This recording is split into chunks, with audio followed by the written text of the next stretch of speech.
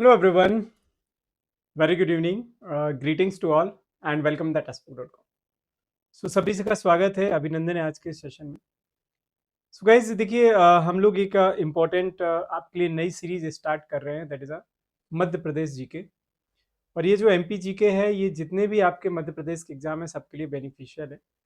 खासतौर से अभी जो मध्य प्रदेश का एग्जाम स्टार्ट होने वाला है एमपी पीजीसीएल का, तो एमपी पीजीसीएल में आपको मालूम है कि नया पैटर्न आया है 60 और 40 का रेशियो, यानी कि 40 आपका नॉन टेक होगा और 60 आपका टेक्निकल होगा। उस 40 जो नॉन टेक है उसमें आपका अगर मैं बात करने जाऊं तो जी हाँ, जीके जीएस वाला पार्ट है, क्वांट वाला सेक्शन है, रीजनिंग वाला पार्ट है। तो इसमें अब जो जीके वाला पार्ट था वो थोड़ा सा चेंज हुआ है, जिसमें अब आपका एमपी जीके भी पूछा जाएगा। बाकी जो हिस्ट्री और जनरल अवेयरनेस वाला पार्ट है वो तो डेफिनेटली आपका पूछा ही जाएगा, ठीक है। सो मैं ट्राई करूंगा कि कुछ आपके लिए वीडियो प्रोवाइड करूं, और छोटे छोटे वीडियोस होंगे ये, जिसमें कंप्लीट आपका एमपी जीके कवर हो जाएगा, ठीक है। सो आपको इधर उधर भागने की जरूरत नहीं होगी, परेशान जरूरत करने होने की जरूरत नहीं होगी, सारा कंटेंट आपको एक जगह यानी कि टेक्स्ट बुक एजी चैनल पर जरूर मिल जाएगा। तो वीडियो के लेक्चर मतलब वीडियो एंड होने के बाद आप अपना फीडबैक जरूर दीजिएगा, और अगर हो सके तो इस वीडियो को अपने दोस्तों के साथ भी जरूर शेयर करिएगा, ठीक है। मैं थोड़ा सा पेस और स्पीड बना करके चलूंगा, क्योंकि मुझे कम टाइम में ज़्यादा कंटेंट आपके लिए प्रोवाइड करना है, और मैं उतना ही डाटा प्रोवाइड करूंगा जितना आपके एमपी पीजीसीएल एग्जाम के लिए बेनिफिशियल होगा, ठीक है। तो चलिए, ज़्यादा डीप में नहीं जाएंगे, क्योंकि हम लोग एमपीपीएससी नहीं कर रहे हैं या फिर अदर एग्जाम्स के लिए नहीं कर रहे होंगे दोस्तों, ठीक है। तो सबसे पहले हम लोग मध्य प्रदेश का जो बेसिक फैक्ट होता है, इंट्रोडक्शन वाला पार्ट होता है, जिससे आपके बेसिक क्वेश्चन बनते हैं, उसको कवर करने का ट्राई कर रहे होंगे, ठीक है। यानी कि सबसे पहले हम लोग जो लेकर के चल रहे होंगे वो एक मध्य प्रदेश का एक ब्रीफ इंट्रोडक्शन कर रहे होंगे। मध्य प्रदेश की एक ब्रीफ इंट्रोडक्शन के बाद हम लोग मध्य प्रदेश में जो ब्रिटिश काल में पोजीशन थी, यानी कि पहले राज्यों को ए कैटेगरी, बी कैटेगरी और सी कैटेगरी में बांटा गया था। तो सेंट्रल प्रोविंस बरार, मध्य प्रदेश और विंध्य प्रदेश के बारे में पढ़ने जाएंगे, इनकी राजधानियां कैसी थी, यानी कि 1947 से पहले का पूरा ट्राई कर रहे होंगे। और उसके बाद फिर राज्यों का पुनर्गठन आयोग बना, कौन कौन सी कमेटी बनी, यानी कि एस के धर कमेटी, जेवीपी कमेटी और फजल अली आयोग, ये सारा पार्ट हम लोग कवर कर रहे होंगे, ठीक है। तो देखिए, मध्य प्रदेश के जो बेसिक फैक्ट हैं, आई होप कि आपको स्क्रीन में जो दिखाई दे रहे होंगे, वो कुछ बेसिक फैक्ट इस प्रकार से हैं, ठीक है। देखिए, अगर सबसे पहले मैं बेसिक फैक्ट की बात करने जाऊं तो मध्य प्रदेश का जो फॉर्मेशन है वो कब होता है, 1956, 1 नवंबर का।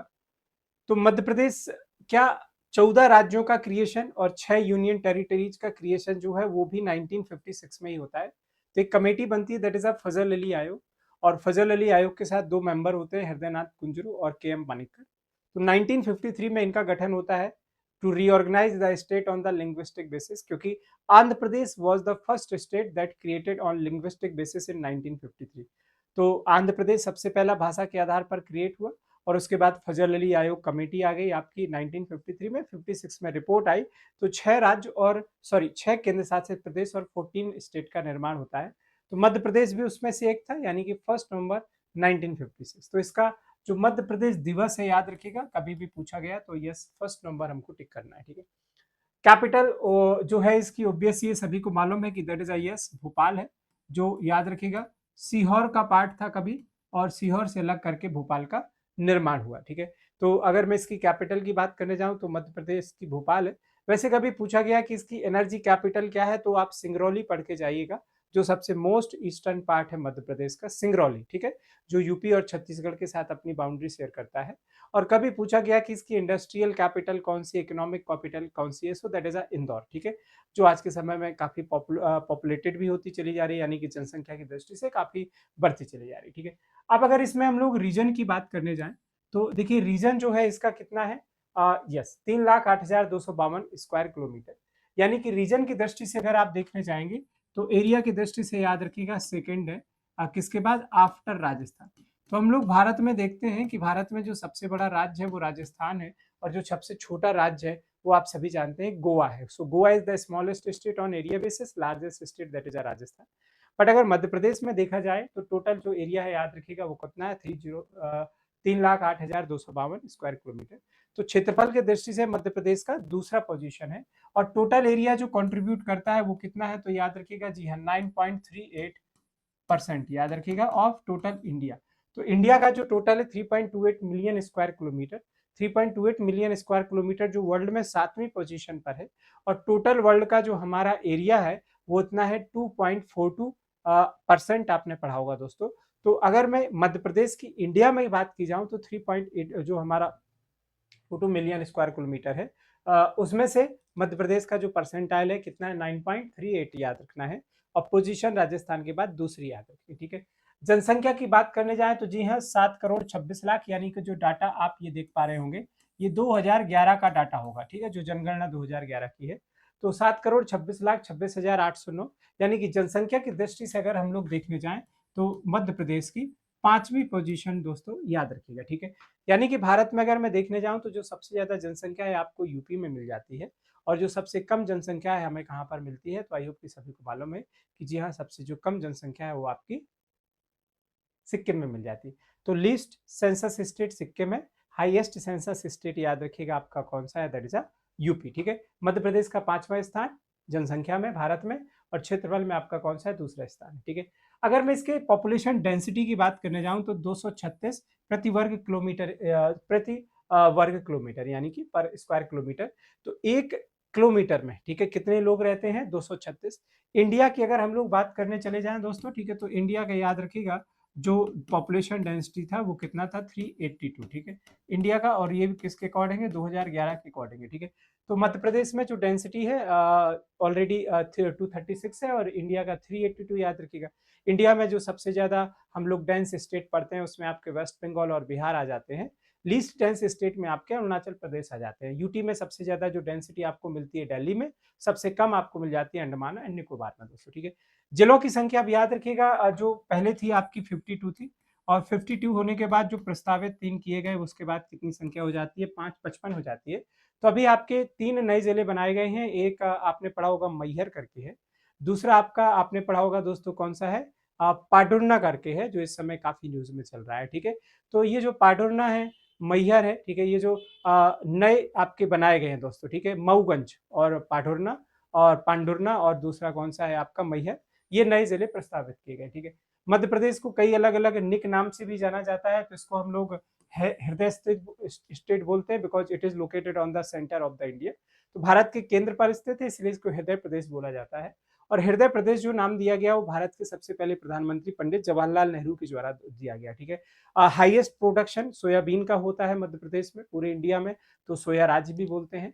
भारत में सबसे अधिक जो टाइगर्स की संख्या है वो मध्य प्रदेश और कर्नाटका में है, ठीक है।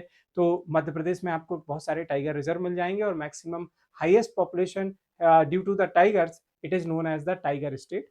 हाईएस्ट अगर देखने जाए तो यहाँ पर ट्राइब भी हमको ट्राइबल सेंसस भी देखने को मिलता है। और साथ में लेपर्ड, अभी आपने पढ़ा होगा एक प्रोजेक्ट लेपर्ड आया है आपका, जिसमें कुनु नेशनल पार्क में इंट्रोड्यूस किया गया है लेपर्ड्स को, तो ये भी हमें डिटेल में थोड़ा सा देख के जाना है, ठीक है, कुनु नेशनल पार्क। तो लेपर्ड की संख्या अधिक होने की वजह से, टाइगर की संख्या अधिक होने की वजह से इसको हम लोग टाइगर स्टेट भी बोलते हैं, लेपर्ड स्टेट भी बोलते हैं। सोयाबीन के अधिक उत्पादन की वजह से सोया राज्य बोलते हैं। नदियों का मायका भी इसको बोला जाता है, और हृदय प्रदेश जो है ये नाम दिया है पंडित जवाहरलाल नेहरू के द्वारा, ठीक है। अब हाईकोर्ट की बात करने जाए तो आई होप कि आपने पढ़ा होगा कि आर्टिकल 214 में परिभाषित होता है कि हर एक राज्य में एक हाईकोर्ट होगा। तो हमारे पास 25 हाई कोर्ट है। सबसे पहला आपका कोलकाता, बॉम्बे, मद्रास था, ठीक है। अब देखिए सबसे बड़ा गुवाहाटी है इस समय। जो इसका हाई कोर्ट है आपको जबलपुर में मिल जाएगी, जो मेन बेंच है वो जबलपुर में है। 2 इसकी खंडपीठ है, ठीक है, एक आपको याद रखना है इंदौर और ग्वालियर, ठीक है। तो ये दोनों पढ़ के चले जाइएगा, जो एग्जाम के पॉइंट ऑफ व्यू बहुत इंपॉर्टेंट। तो जो नए राज्यों का जो नए जिलों का निर्माण हुआ है, सॉरी, वो मऊगंज याद रखिएगा प्रस्तावित है, पांडुरना याद रखिएगा, और मैहर हमको पढ़ के जाना है दोस्तों, ठीक है। तो ये जो अलग बने हुए हैं जिले याद रखिएगा, इनका अभी हाल ही में जस्ट क्रिएशन हुआ है। तो ये जो मऊगंज है याद रखिएगा ये किससे अलग हुआ है, रीवा से, ठीक है। तो ये पॉइंट बहुत इंपॉर्टेंट रहेगा कि किसका किससे क्रिएशन हुआ है। तो रीवा से याद रखिएगा कौन सा बना है, मऊगंज पढ़ के जाना है, ठीक है। दूसरा याद रखना है जो पांडुरना है, याद रखिएगा ये छिंदवाड़ा से अलग हुआ है। तो निवाड़ी सबसे छोटा जिला है बाई एरिया मध्य प्रदेश में, जो 55 जिले हैं प्रस्तावित होने के बाद निवाड़ी एरिया के आधार पर सबसे छोटा है, जो टीकमगढ़ से अलग हुआ था, ठीक है, जिसमें आपको पृथ्वीपुर, ओरछा और निवाड़ी मिल जाती है, 3 तहसीलें।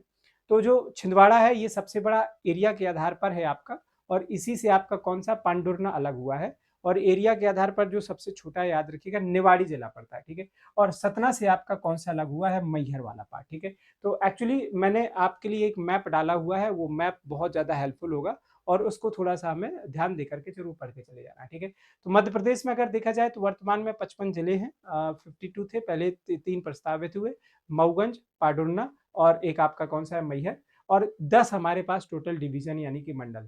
तो अगर आप ये नया मैप देख पा रहे हो तो इसमें आप सबसे नॉर्दर्न पार्ट देख पा रहे होंगे, ये मुरैना वाला पार्ट दिखेगा, तो इधर आपका राजस्थान पड़ जाता है, ठीक है, मध्य प्रदेश में बाउंड्री, इधर आपकी यूपी है, तो यूपी में याद रखिएगा सबसे बड़ी सीमा रेखा है, और इधर आपका गुजरात पड़ जाएगा दोस्तों, ठीक है, तो गुजरात भी जरूर पढ़ के जाना है। गुजरात के साथ सबसे छोटी सीमा रेखा है झाबुआ, और किसकी पड़ जाती है, अलीराजपुर, ठीक है। तो झाबुआ और जो अलीराजपुर है वो गुजरात के साथ, झाबुआ कॉमन बाउंड्री शेयर करेगा राजस्थान और गुजरात के साथ, अलीराजपुर कॉमन बाउंड्री शेयर करेगा गुजरात और महाराष्ट्र के साथ दोस्तों, ठीक है। तो ये वाला जो पार्ट है याद रखिएगा, ये कौन सा है, महाराष्ट्र। तो ये जो पांडुरना है याद रखिएगा, ये छिंदवाड़ा से अलग हुआ है, जो सबसे बड़ा छिंदवाड़ा आपका डिस्ट्रिक्ट है। और यहाँ पर अगर आप देख पा रहे होंगे तो ये सतना से मैहर अलग हुआ है, जो लैंड लॉक डिस्ट्रिक्ट है, किसी के साथ अपनी बाउंड्री नहीं शेयर करता है। पांडुरना जरूर पढ़ के चले जाना है कि जी हाँ महाराष्ट्र के साथ। और जो आपका मऊगंज अलग हुआ है, ये रीवा से अलग हुआ है दोस्तों, ठीक है। तो अब यूपी के साथ जो जिले थे उनमें से एक और जिला जुड़ जाएगा, कौन सा आपका, कौन सा, मऊगंज दोस्तों, ठीक है। तो मऊगंज याद रखिएगा यूपी के साथ बाउंड्री शेयर करता है, पाडुरना महाराष्ट्र के साथ, जो मैहर अलग हुआ है वो एक लैंडलॉक आपका डिस्ट्रिक्ट आ जाता है, ठीक है। तो अगर मैं यहाँ पे देखूँ, ये एमपी हो गया, यूपी हो गया, और ये हो गया कौन सा, छत्तीसगढ़। तो 5 राज्यों के साथ सीमाएं हैं मध्य प्रदेश की, जिसमें आपकी सबसे बड़ी यूपी के साथ है, सबसे छोटी गुजरात के साथ, फिर राजस्थान है, उसके बाद छत्तीसगढ़ और हमारा महाराष्ट्र पड़ता है, ठीक है। तो सिंगरौली याद रखिएगा, ये सबसे ईस्टर्न पॉइंट आप कह सकते हैं कि ये सबसे ईस्ट का पॉइंट है, जो यूपी के साथ भी बाउंड्री शेयर करता है। और दूसरी हमें पढ़ के जानी है दोस्तों, जी हाँ, ये किसके साथ भी अपनी सीमा शेयर करता है, यूपी के अलावा ये जी हाँ छत्तीसगढ़ के भी साथ अपनी बाउंड्री शेयर करता है, ठीक है। इसके अलावा मैं बालाघाट की अगर मैं बात करने चला जाऊं तो बालाघाट याद रखिएगा, ये छत्तीसगढ़ के साथ और यहाँ पर महाराष्ट्र के साथ अपनी सीमा शेयर करेगा। इसी प्रकार से जो आपका अलीराजपुर है, ये गुजरात के साथ और साथ में महाराष्ट्र के साथ अपनी बाउंड्री शेयर करेगा। जो झाबुआ है याद रखिएगा दोस्तों, ये राजस्थान के साथ और किसके, गुजरात के साथ अपनी बाउंड्री शेयर करेगा। तो कभी भी ये पूछा गया तो ये वाला जो पार्ट है जरूर पढ़ के जाने हैं। कि अगर मैं बुरहानपुर की बात करने चला जाऊं तो बुरहानपुर याद रखिएगा दोस्तों, ये सबसे इसका साउदर्न पार्ट आपका बन जाता है, ठीक है। तो सबसे साउथ में आपको बुरहानपुर मिल जाएगा। सबसे आपको वेस्ट में अगर देखा जाए तो अलीराजपुर याद रखिएगा, सबसे इसकी जो वेस्टर्न बाउंड्री है, सबसे जो पश्चिमी सीमा है, मोस्ट वेस्टर्न पॉइंट पूछा जाएगा तो अलीराजपुर पढ़ के जाना है। मोस्ट साउदर्न पॉइंट पूछा जाएगा तो बुरहानपुर पढ़ के जाना है। मोस्ट ईस्टर्न पॉइंट पढ़ के जाना पूछा जाएगा तो मुरैना है। और मोस्ट ईस्टर्न में सिंगरौली है। मोस्ट नॉर्दर्न में याद रखिएगा कौन सा है आपका, दैट इज मुरैना। तो मध्य प्रदेश का सबसे उत्तरी बिंदु याद रखिएगा मुरैना, और सबसे ये जो ईस्टर्न बिंदु कभी पूछा गया तो सिंगरौली, सबसे पश्चिमी बिंदु पूछा गया तो अलीराजपुर याद रखिएगा, और सबसे दक्षिणी बिंदु पूछा गया तो बुरहानपुर। मुझे लगता है कि इतने पार्ट सभी को क्लियर होंगे। तो मैं ये थोड़ा सा इसको चलिए मैं हाइड कर देता हूं, सो आप और आसानी से कर पाएंगे, ठीक है। अभी आई होप कि आप देख पा रहे होंगे, ठीक है। तो बुरहानपुर सबसे दक्षिणी बिंदु याद रखिएगा मध्य प्रदेश का। सबसे पश्चिमी बिंदु में अलीराजपुर है, और अलीराजपुर याद रखिएगा, जी हाँ, आपके महाराष्ट्र और गुजरात के साथ जुड़ा हुआ है। और गुजरात के भी 2 डिस्ट्रिक्ट हैं जो जुड़े होते हैं, आपके दाहोद और वडोदरा एमपी के साथ। और सबसे पूर्वी बिंदु हमने देखा मुरैना, और सबसे जो पूर्वी बिंदु में सिंगरौली, है ना, ये बार बार छूट जा रहा है, एनर्जी कैपिटल है, छत्तीसगढ़ और यूपी के साथ शेयर करता है। और सबसे उत्तरी बिंदु याद रखिएगा मुरैना वाला पार्ट है, ठीक है। तो मऊगंज याद रखना है, मैहर को याद रखना है, और पांडुरना को याद रखना है, ठीक है।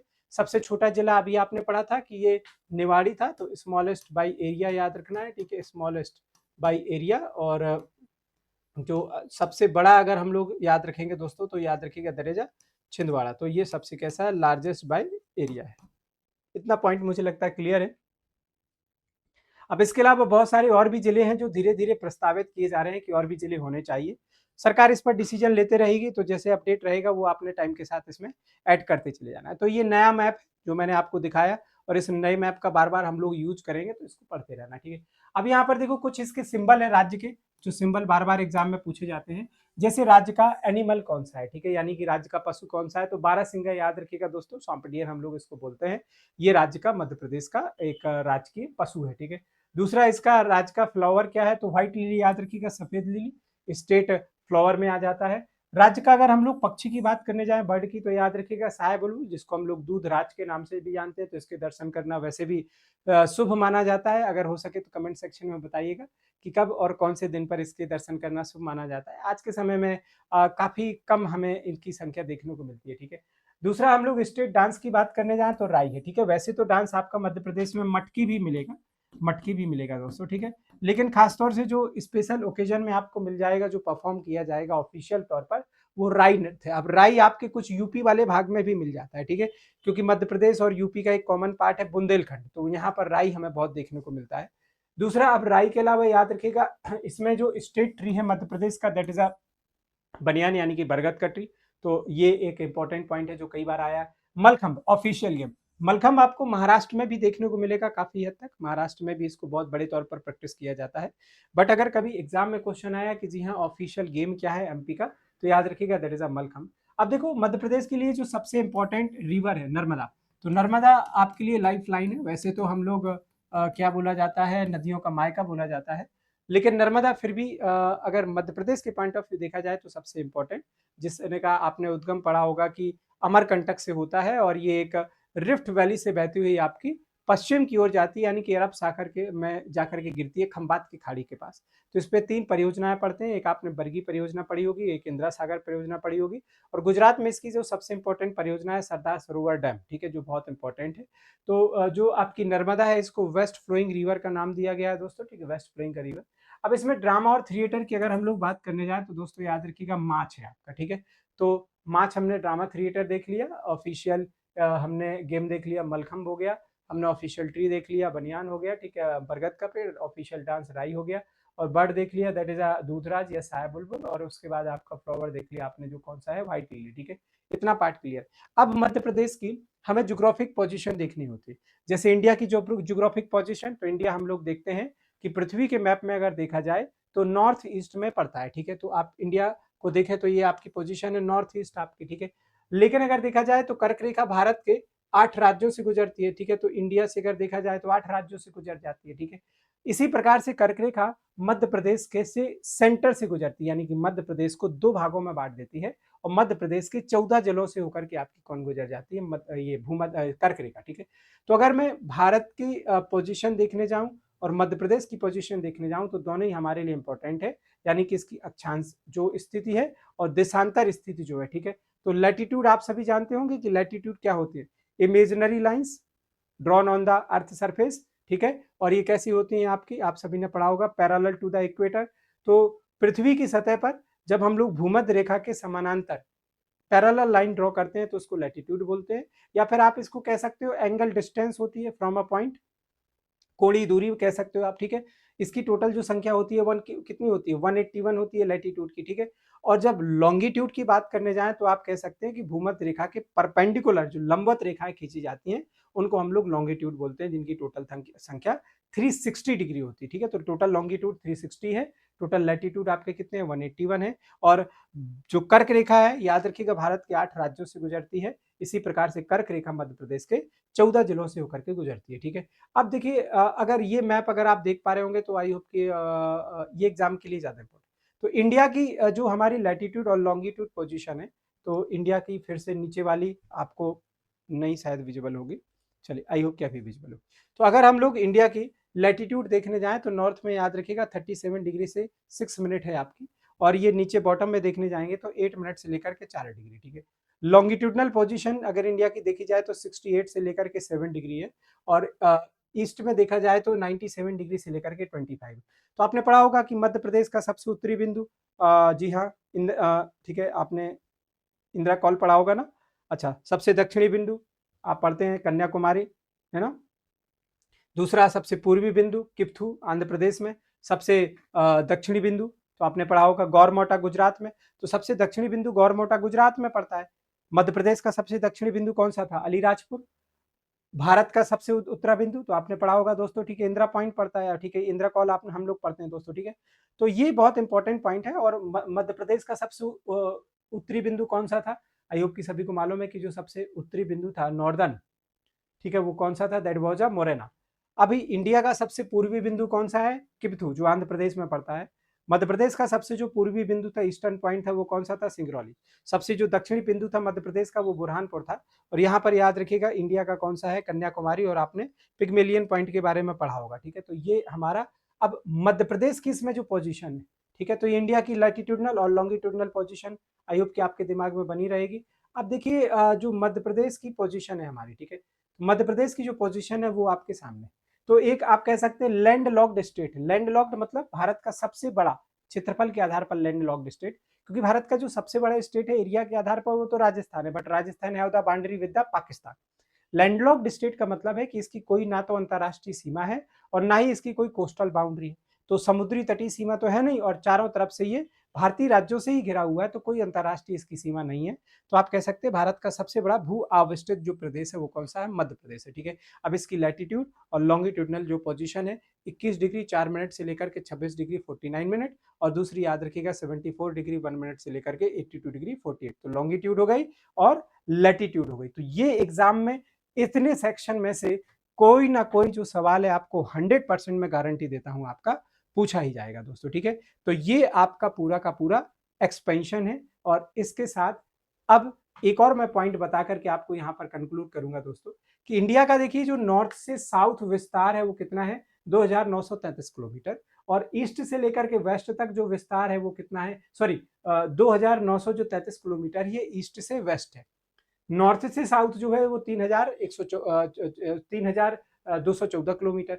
तो इंडिया जो नॉर्थ से साउथ है, उत्तर से दक्षिण, वो 3214 किलोमीटर है। पूरब से पश्चिम है 2933। लेकिन अगर एमपी का कभी पूछा गया तो नॉर्थ टू साउथ याद रखिएगा कितना है? 605।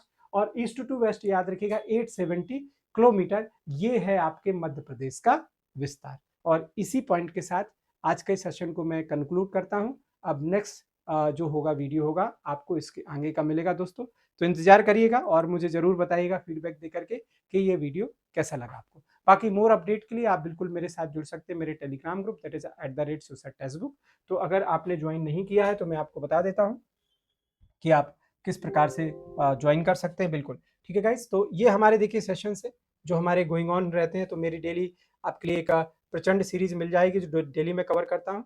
तो बिल्कुल आप इस चैनल को सब्सक्राइब कर लीजिएगा, अगर नहीं किया हुआ है तो वीडियो को तो लाइक और शेयर जरूर कर दीजिएगा, ठीक है। और कमेंट सेक्शन में आप सारी चीज़ें दे सकते हैं। तो ये मेरा टेलीग्राम ग्रुप है जिसको आप ज्वाइन कर सकते हैं, और यहाँ पर डेली आपको वीडियोस वगैरह सारी चीज़ें अपडेट वगैरह मिलती जाएंगी। और बाकी दोस्तों याद रखिएगा ये हमारे कोर्सेस हैं जहाँ पर आप किसी भी एग्जाम की तैयारी की इनरोल कर सकते हैं।